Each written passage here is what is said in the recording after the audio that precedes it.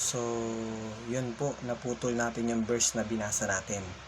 So, sabi po dun sa binasa natin, "But God commended His love toward us, in that while we were yet sinners, Christ died for us."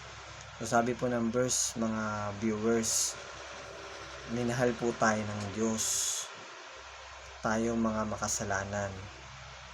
At nang minsan namatay si Kristo para sa ating mga makasalanan. Si Jesus Christ po namatay para sa atin ng mga makasalanan. Ito po yung sabi ng Bible.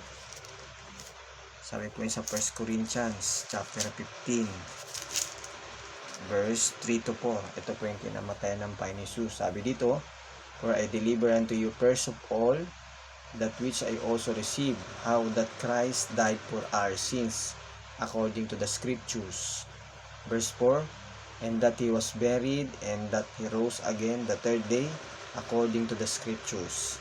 So makikita nyo sa verse po, nakalagay dito, namatay si Jesus Christ para sa ating kasalanan, doon sa krus ng Kalbaryo, doon sa bayang Israel. Napako po si Jesus sa krus ng Kalbaryo, namatay, nilibing, at muling nabuhay sa ikatlong araw. Yun po ang dahilan ng Pasko.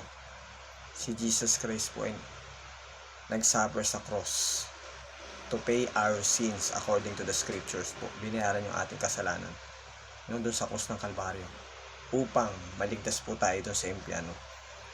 Si Jesus Christ lang po ang tanging daan para maligtas tayo sa impyerno. Siya yung Savior. Siya yung nagbayad doon sa cross ng Kalbaryo upang tubusin tayo ng dugo niya. So yan ang nasa scriptures po. Siya lang ang tanging paraan para maligtas tayo sa impyerno. Wala nang iba. Si Jesus Christ na lang ang Savior. Way to heaven, sa langit, at daan katotohanan. Wala na ibang daan, siya lang ang paraan para maligtas tayo sa impyerno. Wala nang iba. So ngayon, ang command po ni God sa atin, repent o magsisi at pagtiwalaan si Jesus at sampalatayan siya at tanggapin siya bilang Panginoon, tagapagligtas, Savior po at God natin. Yun ang sabi ng Bible. At ang sabi po ng Bible, ang nagtiwala na nampalataya sa Panginoon Jesus. Ano sabi ng Bible? Sa John 3:16, may buhay na walang ganat tayo. Yun ang sabi po ng Bible. "For God so loved the world that He gave His only begotten Son, that whosoever believe in Him should not perish but have everlasting life." Kaya nagtiwala na ng palataya sa Panginoon Jesus, tumanggap na Savior.